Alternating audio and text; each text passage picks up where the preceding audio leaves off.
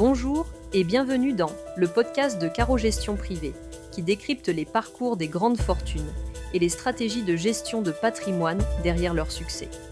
Ce programme pédagogique vous propose d'apprendre à gérer votre patrimoine en s'inspirant de destins financiers hors du commun.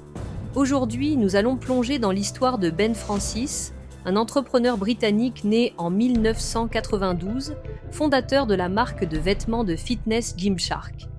En l'espace de 10 ans, il est passé de livreur de pizza et étudiant bricoleur sur YouTube à la tête d'une entreprise valorisée à plus d'1 milliard de livres sterling, une véritable licorne du monde du fitness. Ben Francis incarne cette nouvelle génération d'autodidactes de l'ère des réseaux sociaux, capables de disrupter des industries entières depuis leur chambre grâce à Internet. À 32 ans, Ben Francis figure parmi les plus jeunes milliardaires du Royaume-Uni, avec une fortune estimée autour de 900 millions de livres. Comment ce jeune autodidacte a-t-il bâti son empire depuis le garage familial ?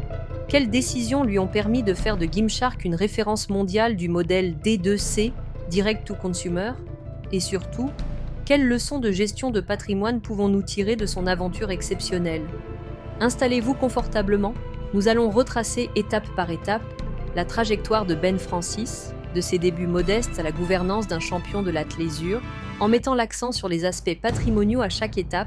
Ce podcast est produit par Caro Gestion Privée, votre ressource en ligne pour apprendre à piloter votre propre patrimoine.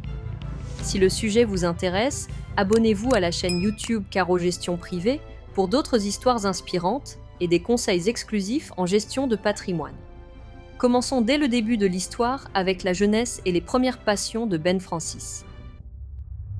Jeunesse et première passion. Benjamin Francis voit le jour en 1992 dans les West Midlands, une région du centre de l'Angleterre. Il grandit à Bromsgrove, dans le Worcestershire, où il se découvre très tôt deux passions, l'informatique et la musculation. Au lycée, un cours de technologie de l'information l'initie à la programmation, et il lance même sa première petite affaire en vendant des plaques d'immatriculation en ligne depuis sa chambre d'adolescent. En parallèle, l'adolescent qu'il est commence à fréquenter la salle de sport. Il s'astreint à un entraînement régulier et y développe un goût pour la discipline. Plus tard, il confiera que « la structure, la régularité et l'éthique de travail que j'ai trouvée en salle de sport pouvaient s'appliquer à d'autres domaines de ma vie ». Cette révélation lie étroitement sa passion du fitness à son ambition entrepreneuriale naissante. En 2010, à 18 ans, Ben s'inscrit à l'université Aston de Birmingham pour étudier le business international et le management. Mais l'appel de l'entrepreneuriat se fait déjà sentir. Il développe sur son temps libre de petites applications mobiles liées au fitness et s'essaie à la création de vidéos sur YouTube pour partager ses projets et sa passion. Comme beaucoup d'étudiants, il occupe un petit boulot à côté de ses études. Livreur de pizza pour la chaîne Pizza Hut, payé à peine 5 livres de l'heure. Cette expérience lui rapporte quelques économies, mais elle lui montre surtout ce qu'il ne veut pas faire toute sa vie. À 19 ans, Ben Francis se sent prêt à se lancer dans sa propre aventure. Fort de ses premières expériences en développement web, de son amour du fitness et d'une modeste épargne accumulée grâce à ses jobs étudiants, il décide de créer son entreprise. C'est ainsi qu'en juin 2012, depuis la maison familiale, il cofonde Gymshark avec un ami d'enfance, Lewis Morgan.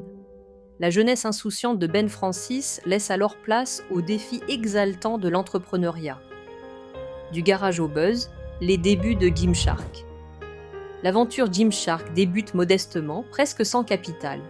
En 2012, depuis le garage des parents de Ben, le site Gymshark propose d'abord à la vente des compléments alimentaires pour sportifs, protéines, vitamines, etc. Faute de moyens pour acheter du stock ou négocier avec des grossistes, Ben adopte une stratégie astucieuse, le dropshipping.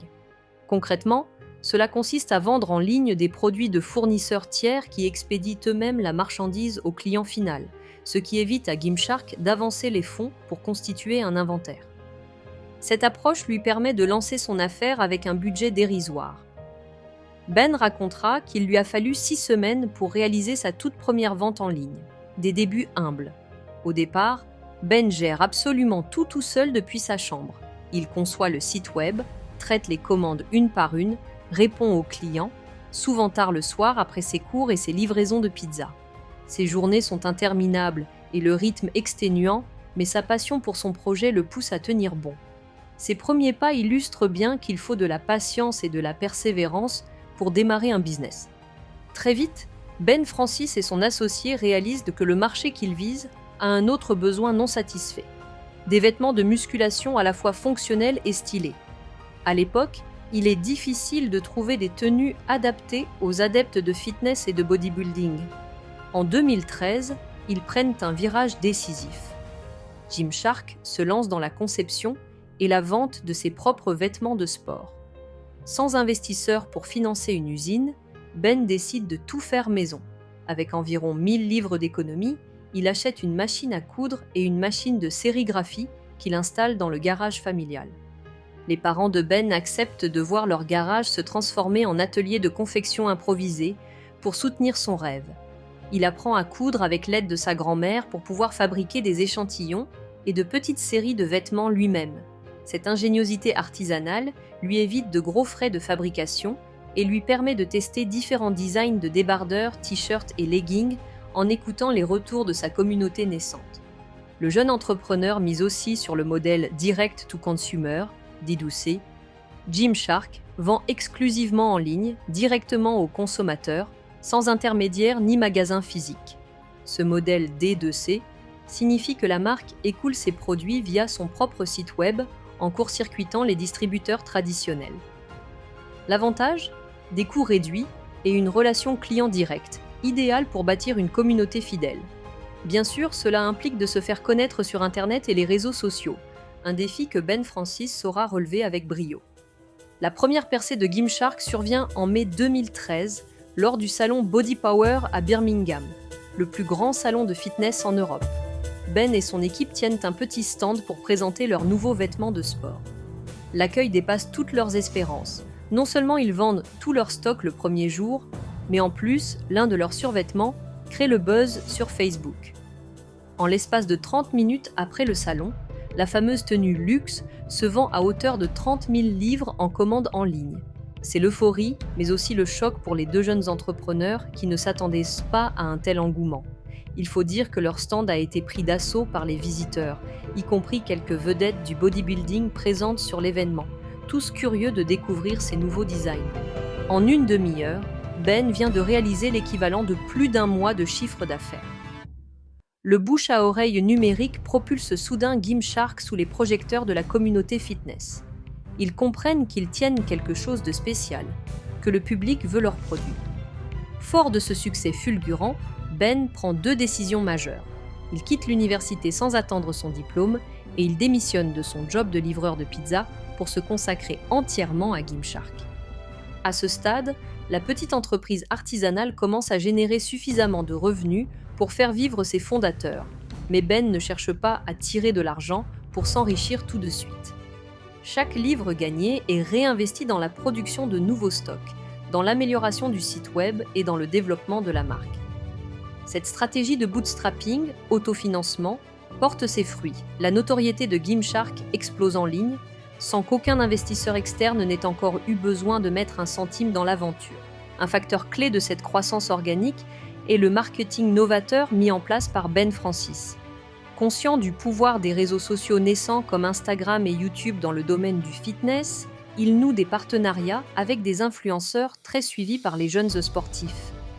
Plutôt que des publicités coûteuses, il envoie gratuitement des ensembles de vêtements Gymshark à des bodybuilders et youtubeurs influents, tels que Nikki Blacketter ou Lex Griffin, qui affichent fièrement la marque dans leur contenu.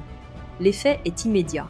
Les ventes quotidiennes de Gymshark passent d'environ $450 à $45 000 grâce à cette exposition virale. En échange de quelques lots de vêtements et de petits cachets mensuels symboliques, la jeune marque s'offre une visibilité massive auprès d'un public ciblé. Gymshark fait partie des premières entreprises à exploiter à grande échelle le marketing d'influence dans le secteur du fitness, ce qui lui donne une longueur d'avance sur des concurrents plus établis, mais moins agiles sur le terrain digital. Il faut dire qu'en ciblant spécifiquement les passionnés de musculation connectés sur les réseaux sociaux, Gymshark a su occuper une niche que les géants du sportswear, Nike, Adidas, etc., n'adressaient pas directement.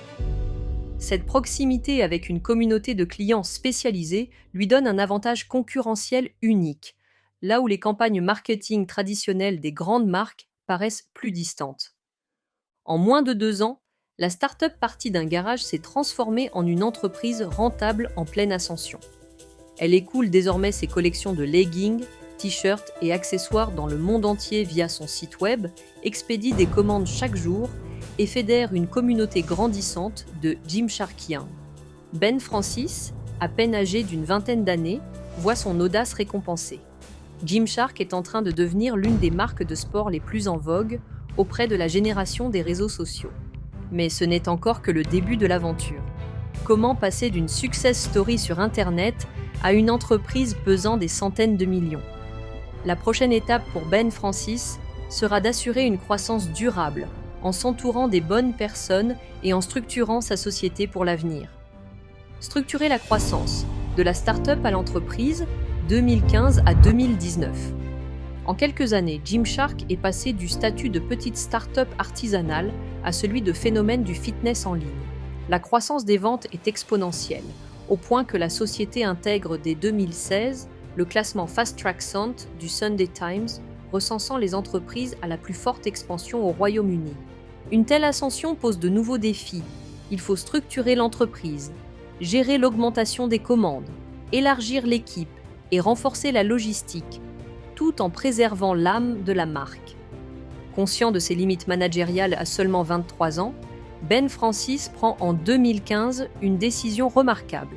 Il quitte son poste de PDG, CEO, qu'il occupait depuis la fondation de Gymshark, et recrute un dirigeant plus expérimenté pour prendre les rênes opérationnelles. Lui-même endosse alors des rôles plus spécialisés au sein de l'entreprise, devenant Chief Marketing Officer, directeur marketing, Chief Brand Officer et Chief Product Officer. Ce changement de gouvernance a un double avantage. D'une part, il permet à Gymshark de se doter d'une gestion professionnelle capable de soutenir la croissance effrénée. D'autre part, il offre à Ben l'opportunité d'apprendre aux côtés de mentors aguerris et de combler ses lacunes en management. Comme il l'expliquera, cet ajustement devait permettre à l'entreprise de croître encore plus vite, tout en lui laissant le temps de travailler sur ses points faibles pour devenir un entrepreneur plus complet. Cette humilité et cette vision à long terme de la part d'un jeune fondateur sont assez rares pour être soulignées. En acceptant de déléguer le rôle de CEO, Ben Francis protège aussi son patrimoine entrepreneurial. Il mise sur la pérennité et la valeur future de Gymshark plutôt que sur le contrôle absolu à court terme. Sa participation au capital, sa part de fondateur, reste majoritaire, mais il comprend que la valeur de ses parts dépendra de la réussite de l'équipe qu'il met en place. Entre 2015 et 2019, Gymshark continue son expansion internationale à un rythme soutenu. La marque, toujours 100% D2C sur le web, livre désormais dans plus d'une centaine de pays. Le bouche-à-oreille numérique et la communauté de fans alimentent la demande, obligeant l'entreprise à investir dans des infrastructures à la hauteur. En 2018, Gymshark inaugure un nouveau siège social ultra-moderne de 5 millions de livres à Solihull, dans la région de Birmingham. L'année suivante, la firme ouvre également son propre centre de fitness et d'innovation, une salle de sport vitrine baptisée Gymshark Lifting Club, afin de rester au plus près de sa communauté et de ses athlètes ambassadeurs. Gymshark organise aussi des événements pop-up intitulés We Lift This City aux 4 coins du monde, où les fans de la marque se rassemblent pour rencontrer l'équipe et acheter des pièces exclusives. Cette stratégie communautaire renforce le lien affectif avec Gymshark. Elle convertit de simples clients en de véritables ambassadeurs fidèles, ce qui accroît encore la valeur immatérielle de la marque. À ce stade, la société emploie plusieurs centaines de personnes et génère des dizaines de millions de chiffres d'affaires annuels. En 2018, par exemple, Gymshark atteint un chiffre d'affaires d'environ 128 millions de dollars, plus de 100 millions de livres, alors qu'il n'était que de quelques centaines de milliers à ses débuts, preuve de l'ampleur prise en quelques années. La notoriété de Ben Francis grandit en parallèle de celle de sa société. En 2018, à seulement 26 ans, il est distingué par le magazine Forbes qui l'intègre à son prestigieux classement 30 sous 30 des jeunes entrepreneurs les plus prometteurs. Loin de se reposer sur ses lauriers, le jeune patron reste concentré sur la solidité financière de Gymshark. L'entreprise est rentable et n'a toujours pas fait appel à des investisseurs externes à ce stade, ce qui signifie que Ben et ses partenaires ont conservé l'intégralité du capital. Ce choix prudent d'autofinancement limite certes la vitesse à laquelle on peut investir massivement, mais il a l'avantage de préserver le contrôle par les fondateurs et d'éviter l'endettement. Ainsi, toute la valeur créée bénéficie directement aux propriétaires de l'entreprise. Néanmoins, à mesure que Gymshark atteint une taille critique, de nouvelles questions patrimoniales se posent. La valorisation implicite de l'entreprise grimpe avec son succès. Si on la compare aux autres acteurs du secteur, on peut estimer que la marque vaut désormais plusieurs centaines de millions de livres. Le patrimoine de Ben Francis est donc de plus en plus étroitement lié à la valeur de son entreprise, une richesse sur le papier, puisque la société n'est pas cotée en bourse. Pour libérer une partie de cette valeur et accélérer encore la croissance, l'heure approche où il faudra peut-être ouvrir le capital de Gymshark à des partenaires extérieurs.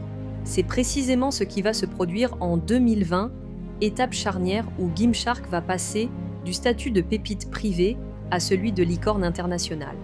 Avant de poursuivre avec la suite de l'ascension de Ben Francis, prenons un instant pour faire une petite pause. Si vous aimez ce récit et que vous souhaitez découvrir d'autres parcours d'entrepreneurs inspirants, abonnez-vous dès maintenant à la chaîne YouTube Caro Gestion Privée. Vous y trouverez de nombreuses histoires de réussite et des conseils pour gérer au mieux votre patrimoine. Votre soutien nous aide à continuer de décrypter pour vous les secrets des grandes fortunes. N'hésitez pas également à partager ce podcast autour de vous. Cela nous motive énormément. Revenons maintenant à l'histoire de Ben Francis, au moment où Gymshark s'apprête à franchir une étape cruciale, son entrée dans le club des licornes. Gymshark, la licorne, fortune sur le papier et retour aux commandes, 2020 à 2021. L'année 2020 marque un tournant décisif pour Gymshark et son fondateur. En août 2020, en pleine pandémie mondiale, Ben Francis réalise pour la première fois une ouverture du capital de son entreprise. Le fonds d'investissement américain General Atlantic prend une participation minoritaire de 21% dans Gymshark dans le cadre d'une opération qui valorise la société à plus d'1 milliard de livres sterling, environ 260 millions de chiffre d'affaires annuel en 2020. Cette nouvelle fait entrer Gymshark dans le club très fermé des licornes, ces entreprises technologiques non cotées valorisées au-delà du milliard de dollars. À l'époque, moins de 25 entreprises britanniques avaient atteint ce statut depuis 2001, ce qui souligne l'exploit accompli par Ben et son équipe en moins d'une décennie. Pour General Atlantic, séduite par le potentiel de Gymshark, l'objectif est d'apporter des moyens financiers et stratégiques afin de doper la croissance internationale de la marque, notamment en Amérique du Nord. L'investissement exact reste confidentiel, mais on parle de plusieurs centaines de millions de dollars injectés. L'opération permet aussi à Ben Francis d'officialiser la valeur de son entreprise et, indirectement, de sa propre fortune. Sa part de fondateur reste largement majoritaire à plus de 70% du capital suite à la transaction. En d'autres termes, sur une valorisation d'environ 1,0 à 1,3 milliard, la participation de Ben vaut théoriquement autour de 700 millions de livres sterling. Son cofondateur Lewis Morgan, lui, profite de ce deal pour céder le reste de ses parts et quitter définitivement l'aventure, empochant au passage environ 130 millions de dollars. Du jour au lendemain, Ben Francis se retrouve propulsé dans la sphère des très grandes fortunes, sur le papier du moins. En effet, cette richesse est principalement constituée des actions qu'il détient de Gymshark, une société toujours non cotée. Hormis une éventuelle petite part de liquidité issue de la transaction, la plupart de son patrimoine reste illiquide et dépend de la bonne santé future de Gymshark. Conscient de cet enjeu, le jeune milliardaire va prendre plusieurs mesures. D'abord, il choisit de ne pas se reposer sur ses lauriers. L'injection de capital sert intégralement à développer l'entreprise, pas à financer un train de vie luxueux. Ensuite, Ben structure son patrimoine pour l'avenir. Il crée notamment une holding familiale dédiée, la Francis Family Office Ltd, afin de gérer et investir ses avoirs hors de l'opérationnel de Gymshark. Un family office, ou société d'investissement familial, est un véhicule qui permet à un entrepreneur fortuné de piloter son patrimoine. Placements financiers, immobiliers, participation dans d'autres sociétés, de manière professionnelle et organisée sur le long terme. En établissant une telle structure, Ben Francis prépare la pérennité de sa fortune, la protège fiscalement et se donne les moyens de la faire fructifier en parallèle de son activité principale. Parallèlement, dès 2020, la gouvernance de Gymshark évolue à nouveau. Après 5 années passées à apprendre et à s'effacer derrière un CEO externe, Ben Francis estime le moment venu de reprendre les commandes opérationnelles de son entreprise. En août 2021, à 29 ans, il redevient officiellement le PDG, Chief Executive Officer, de Gymshark. Cette transition se fait alors que la société continue d'afficher une croissance solide, désormais soutenue par son nouveau partenaire financier. Le retour de Ben à la barre symbolise sa maturité acquise et sa vision renouvelée pour diriger un Gymshark entré dans une nouvelle phase de son histoire. Depuis l'entrée de General Atlantic, Gymshark a poursuivi son expansion. La marque, toujours principalement digitale, a commencé à investir le monde physique pour renforcer son image et sa proximité avec les clients. En 2021, elle ouvre son premier bureau aux États-Unis, à Denver, pour piloter un marché américain qui représente déjà la moitié de ses ventes. En octobre 2022, Gymshark inaugure également sa toute première boutique flagship à Londres, sur Regent Street, marquant symboliquement son entrée dans le commerce physique. Ces initiatives témoignent de la volonté de Ben d'inscrire durablement Gymshark parmi les grandes marques mondiales, en combinant le meilleur du e-commerce et du retail traditionnel. Les reconnaissances institutionnelles ne tardent pas à couronner cette réussite. En 2020, Ben Francis reçoit le prix UK Entrepreneur of the Year décerné par EY, saluant son parcours exceptionnel. En 2023, il est fait membre de l'Ordre de l'Empire britannique, MBE, pour services rendus au secteur des affaires, une distinction honorifique qui souligne son impact au Royaume-Uni. Notons que Ben s'attache également à redonner à la société. Il s'est engagé comme parrain d'organisations caritatives dans sa région natale, notamment des hôpitaux pour femmes et enfants à Birmingham, illustrant ainsi la volonté des entrepreneurs à succès de soutenir des causes qui leur tiennent à cœur. La philanthropie fait souvent partie intégrante de la stratégie patrimoniale des très riches, et nul doute que cet aspect prendra de l'ampleur à mesure que la maturité de Ben Francis et de sa famille s'affirmera. La même année, à tout juste 30 ans, il fait son entrée dans la liste des milliardaires mondiaux publiée par Forbes. L'étudiant livreur de pizza de 2011 est devenu un chef d'entreprise internationalement reconnu. Pour autant, Ben Francis reste lucide quant aux défis qui l'attendent. Conserver une entreprise non cotée d'une telle valorisation exige de continuer à innover, à recruter des talents et peut-être un jour d'envisager une introduction en bourse, IPO. Pour l'instant, le fondateur préfère temporiser. Il a indiqué qu'il ne souhaitait pas précipiter l'IPO de Gymshark tant que l'entreprise n'y est pas pleinement préparée. Cette prudence reflète une approche patrimoniale réfléchie. Retarder la monétisation totale de sa participation pour faire grandir encore la valeur globale, tout en gardant le contrôle et la culture d'entreprise. Nous voilà arrivés au terme du voyage entrepreneurial de Ben Francis, tel qu'il se présente aujourd'hui. À ce stade, il a accumulé une expérience et une fortune rares pour son âge. Reste à tirer les enseignements de ce parcours hors norme. Quelles leçons concrètes de gestion de patrimoine pouvons-nous retenir de l'ascension de Ben Francis et de Gymshark ? Leçons à retenir en gestion de patrimoine. Le parcours de Ben Francis offre de précieux enseignements pour quiconque s'intéresse à la création de valeur et à la gestion d'un patrimoine entrepreneurial. En voici quelques leçons clés à retenir. Commencez petit, mais intelligemment. Il est possible de bâtir quelque chose de grand avec très peu de moyens au départ.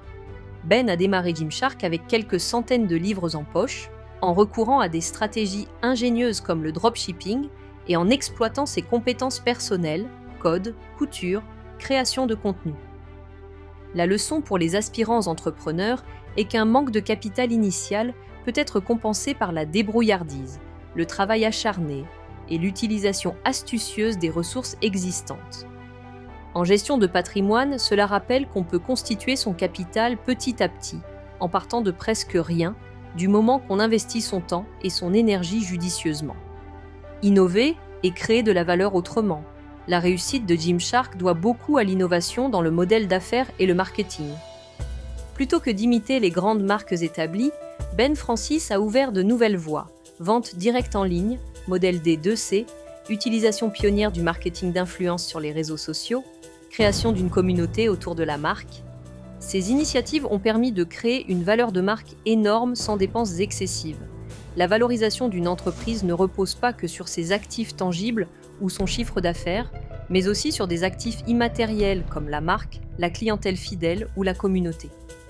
Pour un investisseur ou un entrepreneur, savoir identifier et développer ses atouts intangibles est un facteur de richesse sur le long terme. Réinvestir les profits et penser long terme. Ben Francis n'a pas cherché à s'enrichir rapidement aux dépens de la croissance de son entreprise. Au contraire, il a réinjecté quasi tous les bénéfices de Gymshark dans le développement de la société pendant de longues années, se payant modestement et évitant les dépenses frivoles.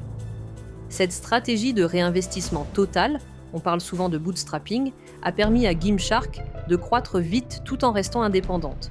La récompense est venue plus tard, sous la forme d'une valorisation extraordinaire. En gestion patrimoniale, on retrouve ce principe de patience et de capitalisation. Faire fructifier son argent en le réinvestissant, plutôt que de chercher des gains immédiats, peut conduire à une richesse bien plus grande à terme, grâce aux effets cumulatifs. S'entourer des bonnes personnes et apprendre, un aspect moins financier mais tout aussi crucial du parcours de Ben est son humilité et sa quête d'apprentissage. Il a su reconnaître quand il n'était pas le mieux placé pour diriger l'entreprise à un moment donné et a fait venir des personnes expérimentées pour l'épauler. En parallèle, il a continuellement appris, que ce soit de ses mentors en entreprise ou en se formant lui-même à de nouvelles compétences. Pour la gestion de patrimoine, cela souligne l'importance de s'informer, de se former et au besoin de déléguer à des experts, conseillers, mentors, les domaines que l'on maîtrise moins. Avoir une bonne équipe et les bons conseils autour de soi peut démultiplier la création de valeur et éviter des erreurs coûteuses. Préserver le contrôle tout en planifiant la diversification. Enfin, Ben Francis illustre un équilibre délicat en matière de patrimoine entrepreneurial. Il a réussi à conserver une part majoritaire de son entreprise, ce qui lui a donné une maîtrise stratégique et l'essentiel des fruits de la croissance. Son exemple montre l'intérêt de ne pas diluer trop tôt son capital si l'on peut développer son projet autrement. Garder une part du fondateur importante permet de récolter la pleine valeur de son succès. Toutefois, il ne faut pas confondre contrôle et entêtement. Ben a ouvert son capital au bon moment, lorsque cela pouvait vraiment propulser la valeur de Gymshark. Par ailleurs, il a préparé l'avenir en structurant son patrimoine, via un family office, etc., pour diversifier ses avoirs et sécuriser sa fortune hors de l'entreprise. La leçon pour les entrepreneurs prospères est de savoir à la fois protéger leur business principal et commencer à diversifier leur patrimoine dès que possible, afin de ne pas dépendre d'un seul actif. Cela peut passer par des investissements dans d'autres secteurs, de l'immobilier, des placements financiers ou simplement par une mise en sécurité d'une partie du capital en cas de revente partielle de l'entreprise. En conclusion, le destin de Ben Francis est inspirant, car il montre qu'avec de la vision, du travail et une bonne gestion, on peut partir de presque rien pour créer une entreprise valant des milliards. Sa réussite tient autant à ses idées innovantes qu'à sa sagesse dans la gestion de son capital. Pour chacun d'entre nous, même si on n'ambitionne pas de devenir milliardaire, ces principes restent valables. Investir en soi et dans ce qui compte, penser à long terme, s'adapter et protéger ce que l'on construit. Ce sont là des piliers d'une gestion de patrimoine réussie. Nous arrivons à la fin de cet épisode de Destin de Fortune consacré à Ben Francis et Gymshark. Merci de l'avoir écouté jusqu'au bout. Si ce format vous a plu, n'oubliez pas de vous abonner à la chaîne YouTube Caro Gestion Privée pour ne pas manquer nos prochains portraits de grands entrepreneurs et nos conseils en gestion de patrimoine. Rejoignez-nous également sur la chaîne pour partager vos réactions et vos questions. Nous adorons échanger avec vous. Je vous donne rendez-vous très bientôt pour un nouveau parcours de vie financière hors du commun. En attendant, prenez soin de vous et de votre patrimoine. À bientôt.